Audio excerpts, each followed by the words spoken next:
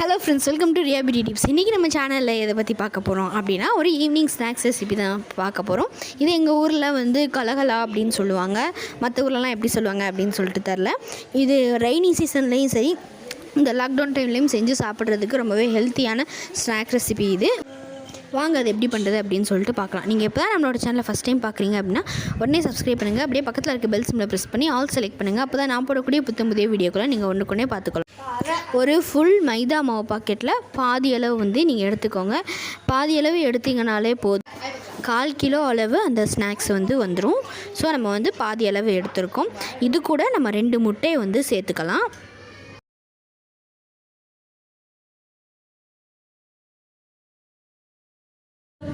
நல்லா மிக்ஸ் பண்ணி விட்டுக்கோங்க.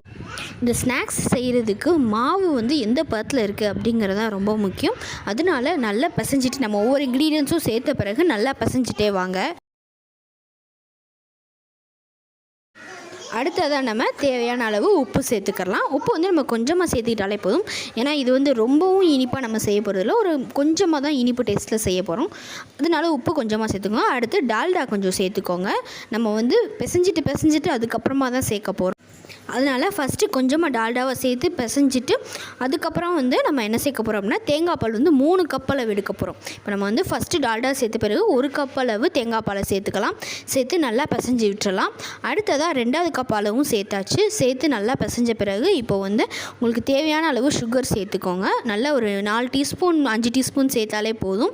உங்களுக்கு ரொம்ப இனிப்பு வேணாம் அப்படின்னா ஒரு 3 டீஸ்பூன் அளவு சேர்த்தா போதும். ஸோ சுகர் சேர்த்து பிசைஞ்ச பிறகு நம்ம மறுபடியும் டால்டா 2வது தடவை சேர்க்குறோம். சேர்த்து நல்லா பசஞ்சிட்டே வாங்க. இதை வந்து நம்ம சப்பாத்தி மாதிரி தேய்க்க போகிறோம். அதனால் தேய்க்கிறதுக்கு பெரிய மூடி எடுத்துருக்கோம். அது மேலே கொஞ்சமாக டால்டாவை சேர்த்து நம்ம இதை வந்து தடவி வச்சுக்கலாம். அடுத்ததாக 2வது கப் தேங்காய் பாலும் சேர்த்துக்கிறோம். சேர்த்து நல்லா பிசைஞ்சு விட்டுக்கோங்க. மாவு வந்து நம்ம நல்லா சாஃப்டாக வரணும். அதனால் முடிஞ்ச அளவு நம்ம இன்க்ரீடியன்ட் சேர்த்த பிறகு நல்லா பிசைஞ்சு விட்டு வந்தால் மட்டும்தான், மாவோட பதம் நல்லா வந்தால் மட்டும்தான் இந்த ஸ்நாக்ஸ் ரெசிபி வந்து நல்லா பண்ண முடியும்.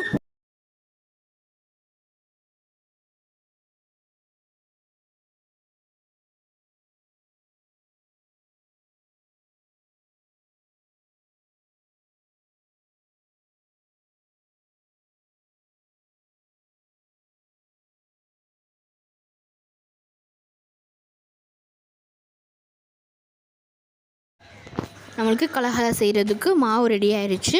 ஸோ இந்த ஷேப்பில் நல்லா சாஃப்டாக வந்துருச்சு பாருங்கள். இதை தான் வந்து நம்ம தேய்ச்சி அந்த ஸ்நாக்ஸ் வந்து ரெசிபி வந்து பண்ண போகிறோம். இப்போது நம்ம டால்டா தேய்ச்சி வச்ச மூடியில் இதை போட்டு நம்ம சப்பாத்திக்கு தேய்க்கிற மாதிரி தேய்க்க போகிறோம். நல்லா தேவையான அளவு பெரிய சைஸாகவே தேய்ச்சி வச்சுக்கோங்க.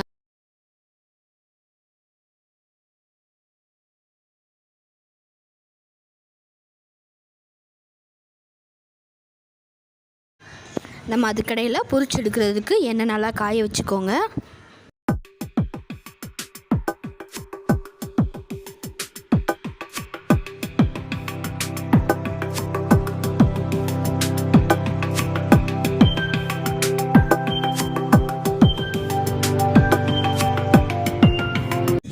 நல்லா பெருசாக தேய்ச்சாச்சு.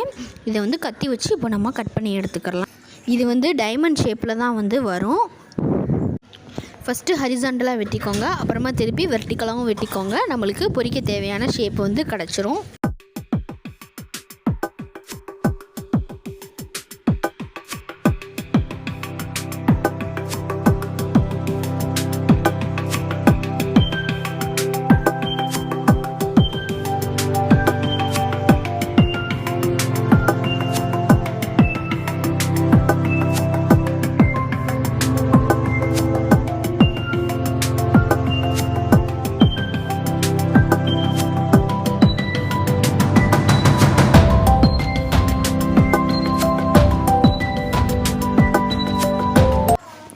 அதோட லென்த் வந்து திக்னஸ் எல்லாம் பாருங்கள். ஸோ இந்த ஷேப்பில் தான் வந்து நம்ம தேய்க்கணும். இந்த ஷேப்பில் தான் வந்து நம்ம கட் பண்ணி எடுக்கணும். கட் பண்ணி எடுத்தாச்சு. நம்ம தேவையான அளவு மாவு நிறையவே பிசைஞ்சு வச்சுருக்கோம். ஸோ அளவுக்கு அதிகமான ஸ்நாக்ஸ் வந்து இதில் வந்து கண்டிப்பாக கிடைக்கும். நாங்கள் கட் பண்ண வந்து எடுத்து பொரிச்சிட்டோம். அதனால் நாங்கள் எவ்வளோ வந்துச்சு அப்படின்னு சொல்லிட்டு கவுண்ட் பண்ணல. கண்டிப்பாக ஒரு 5 பேர் 6 பேருக்கு தேவையான அளவு இந்த ஸ்நாக்ஸ் ரெசிபி வந்து வரும். ஓகே, இதை வந்து இப்போது பொரிச்சு எடுத்துடலாம்.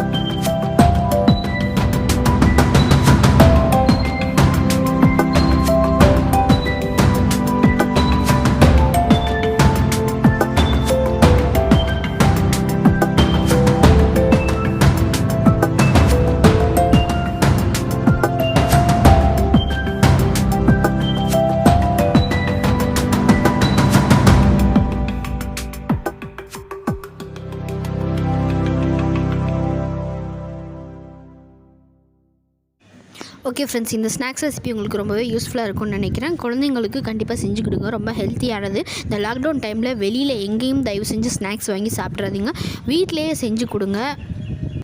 ஓகே ஃப்ரெண்ட்ஸ், இந்த ரெசிபி உங்களுக்கு பிடிச்சிருக்குன்னு நினைக்கிறேன். கண்டிப்பாக ட்ரை பண்ணி பாருங்கள். இந்த வீடியோ உங்களுக்கு பிடிச்சிருந்துச்சு அப்படின்னா கண்டிப்பாக ஃப்ரெண்ட்ஸ் அண்ட் ஃபேமிலிக்கு ஷேர் பண்ணுங்கள். இதே மாதிரி நிறைய இன்ட்ரெஸ்டிங்கான வீடியோஸ் வேணும் அப்படின்னா நம்மளோட சேனலை மறக்காமல் சப்ஸ்கிரைப் பண்ணுங்கள். தேங்க்யூ.